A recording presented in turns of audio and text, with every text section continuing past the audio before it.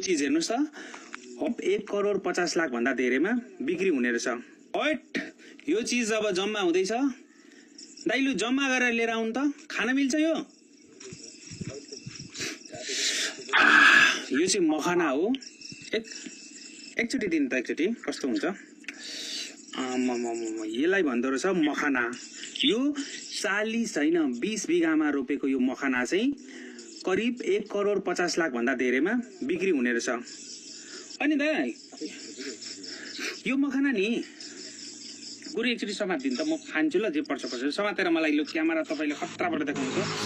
अघि हामीले लाइभ यो मखाना चाहिँ यसको भित्रको भाग खाने रहेछ। खाँदा खाँदै विवेक हुँदैन नि? हुँदैन।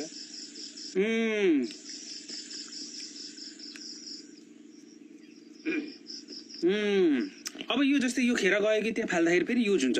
आउँछ फेरि सोरेर ल्याउने हो, छिपेपछि यो छिप्पिन्छ आफै। यो माथि छ, पानीको माथि पुरा छिपेपछि पछि तपाईँको पानीको मुनि जान्छ। यो त अनि खसीको मासु भन्दा महँगो हुँदो रहेछ त। यतिकै खान मिल्छ कि मिल्दैन? मिल्दैन, त्यस्तो खानु मिल्दैन। मजा आउँदैन। ल मखाना यही हुँदो रहेछ, मखाना खेतीको भिडियो। अब पछि पाकेपछि यसलाई भुट्नु पर्छ है।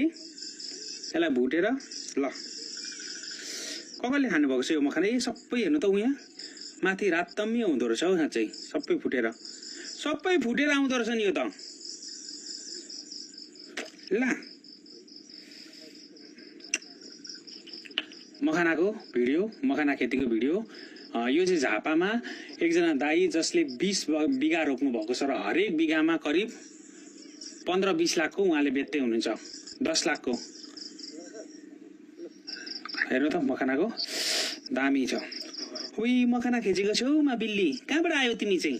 यहाँ हो, भिजेर आयो यहाँ हो। अहिले म कुर्छु अनि ओइ भिजेर आएछ क्या यो।